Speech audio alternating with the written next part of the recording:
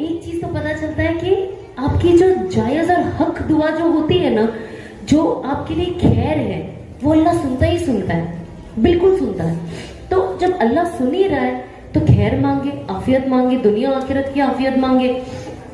तो मैंने ये शुरू किया 2017 में माशाल्लाह से मेरी पहली बार अनस से मुलाकात मक्का में हुई थी और दावत के नज़रिए से ही वो मुझे मिले थे। 5 मिनट के लिए मुलाकात हुई थी एंड हम तब से ऑन एंड ऑफ टच में रहते थे। इतना टच में नहीं रहते थे क्योंकि होता है ना, इंडस्ट्री वाले लोग जो मौलवियों को देख के ना उल्टा पैर भाग जाते हैं। हम हमेशा कहते हैं देखो अल्लाह की पुलिस आ गई हमें पकड़ने के लिए, अब हमारे में ये प्रॉब्लम वो प्रॉब्लम वो प्रॉब्लम, इतनी चीजें ये मुझे बताएंगे, इंसान भागता है क्योंकि मैंने ऐसा ही देखा है। लेकिन जब अनस ने मेरे साथ दावत का काम शुरू किया ना, एंड आप यकीन नहीं मानेंगे, मैं हमेशा यही तरीका आज भी अपनाती हूँ।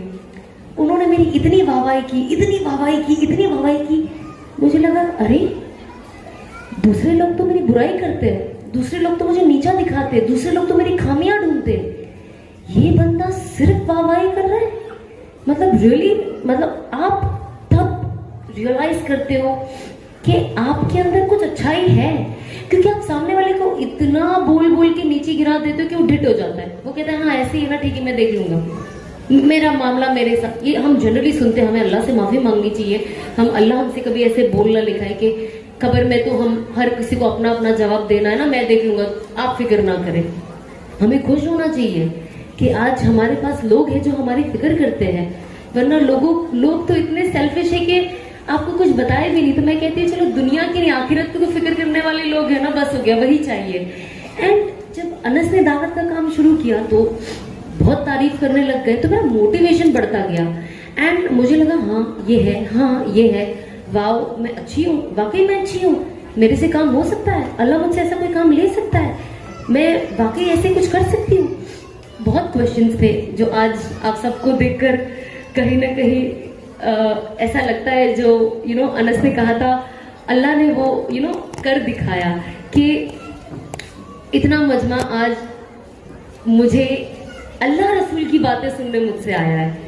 एंड मैं 500% कह सकती हूँ, आप सब मुझसे बहुत ज्यादा जानते हो, आपसे बहुत 1% मेरी नॉलेज होगी जितने आप तमाम लोगों के पास नॉलेज है। आप मुझसे बेहतर कुरान पाक की तिलावत करते होगे, आपको ज्यादा दुआएं आती होगी, आपने बहुत कम गुनाह किए होंगे मुझसे, और आप अल्लाह के हर हुक्मों को फॉलो मुझसे ज्यादा करते हैं, और आपके अंदर मुझसे ज्यादा तकवा है, हर चीज आप में मुझसे ज्यादा है। लेकिन फिर भी आज अल्लाह ने आज मेरे सामने आप लोगों को यहाँ लाके बिठाया है, सिर्फ ताकि मुझे लगता है अल्लाह मेरी हौसला अफजाई कर रहे हैं कि आप आगे बढ़ो, आप आगे बढ़ो, आप अपनी जैसी और बहनों के लिए मोटिवेशन बनो।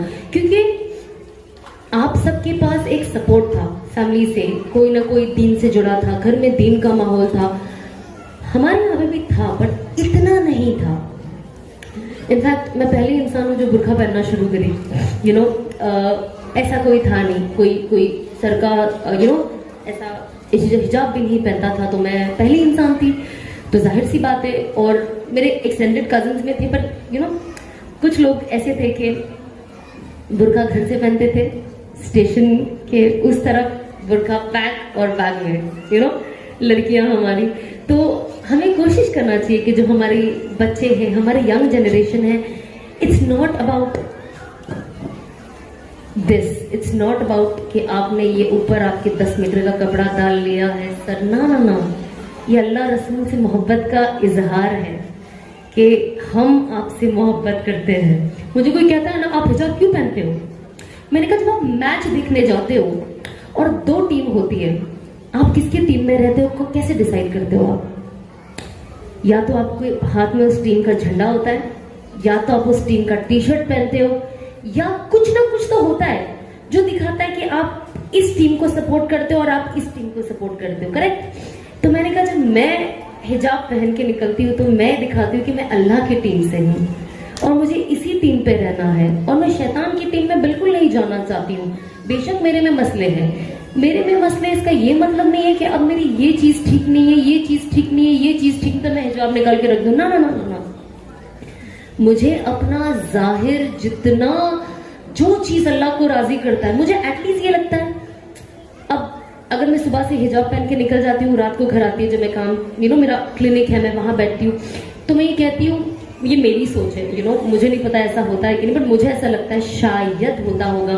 तो मैं सोचती हूँ मेरे साथ कितना गुनाह हो गया होगा, कभी मैंने मेरे स्टाफ पे चिल्ला दिया होगा बेचारी का, मैं स्टाफ को भी चिल्लाती हूँ, उसके 5 मिनट बाद माफी मांग लेती हूँ। मेरे स्टाफ को भी इतना यूज टू हो गया, बोलते नहीं ये अब भी आके माफी मांग लेगी, कोई बुरा नहीं लगाता है मेरी बातों का। तो कभी चिल्ला दिया, कभी कुछ ये हो गया, और कुछ भी छोटी मोटी चीजें। अब मुझे तो नहीं पता ना मुझसे क्या गुनाह हो रहे, कभी कभी हमें पता नहीं होता है। तो मुझे लगता है एटलीस्ट जब मैंने सुबह में ये स्कार्फ बांधा है और इस नियत से बांधा है कि अल्लाह ये सिर्फ तुझे राजी करने के लिए, मुझे गर्मी हो रही है, मेरा सर खुजाता है, मेरे बाल खींच रहे, टूट रहे, मैं अंदर पसीने से लथपथ हो चुकी हूँ, लेकिन मैं फिर भी पहन के निकल रही हूँ क्योंकि मुझे आपसे मोहब्बत है। और ये मेरा इजहार करने का तरीका, जैसे हम अपने शौहरों से इजहार करते हैं, गिफ्ट्स देके, प्यार मोहब्बत की बातें करके, आई लव यू कह के, या जो भी तरीका है आप अपनाते हो अपने हस्बैंड को, हस्बैंड वाइफ को, हम इजहार करते हैं ना, हर चीज करने का इजहार होता है, अच्छाई का भी बुराई, गुस्से का भी होता है ना, चिल्ला के कर दिया, बहस कर लिए, तो हर चीज इजहार पे होता ही होता है। तो बाकी सब तो करती हूँ, मैंने कहा चलो ये भी, तो मुझे एटलीस्ट लगता है कि सुबह में मैंने अल्लाह को कह दिया, अल्लाह सिर्फ तुझे राजी करने के लिए, और कोई इसके पीछे मोटो नहीं है। तो एटलीस्ट ये सुबह से शाम तक जब तक उतरता नहीं है, एटलीस्ट मेरे सीधे हाथ वाला लेफ्ट से ज्यादा बिजी है, लिखते जा रहा है सवाब, कहते हैं ना, every inch of skin that you hide and every stand of hair that you hide only for the sake of Allah you will be rewarded in your आखिरत। आज हम जो भी अल्लाह के लिए तो छुपाते हैं ना, वरना क्या हमें भी बार बार खोल के घूमने अच्छा लगता है भाई, किसी नहीं अच्छा लगता है, किस लड़की को नहीं अच्छा लगता है, हर किसी को अच्छा लगता है। हमें अपने कपड़े फ्लॉन्ट करना किसी नहीं अच्छा लगता है, सबको अच्छा लगता है। आज एक्चुअली जो बाहर माहौल बन गया है ना, वो इतना ज्यादा हमें इन्फ्लुएंस करता है कि हमें दीन पे डटे रहना इज एक्चुअली वेरी मुश्किल। वो कहते हैं ना, एक हदीस में एक कहावत है कि एक वक्त ऐसा आएगा कि दीन पे चलना जलते हुए कोयलों को हाथ में रखना होगा। आज वो वक्त आ चुका है, आई फील वो बिल्कुल आ चुका है। किसी को कहना, सिंपल से सिंपल चीजें बताना इतना डिफिकल्ट है। और मुझे कभी कभी लगता है, मैं ऑफ कोर्स आई डोंट जज, मैं कभी किसी पे कोई जजमेंट पास नहीं करती हूँ, मैं कभी किसी को देखकर मुझे ऐसा नहीं लगता ये है वो है, नो, क्योंकि मैं खुद वहां से आई हूँ। तो मुझे ऐसा लगता है नहीं, हमें प्यार से समझाना है, हमें प्यार से, जो चीज प्यार से हो सकती है ना, नफरत से वो कभी नहीं हो सकती है, कभी नहीं हो सकती है। तो हमें कोशिश करनी है कि हम हर चीज प्यार से करें। आज हमारा सबसे बड़ा मसला क्या है, young generation and also everyone, हमें सब्र नहीं है और हमारी जबान पे लगाम नहीं है।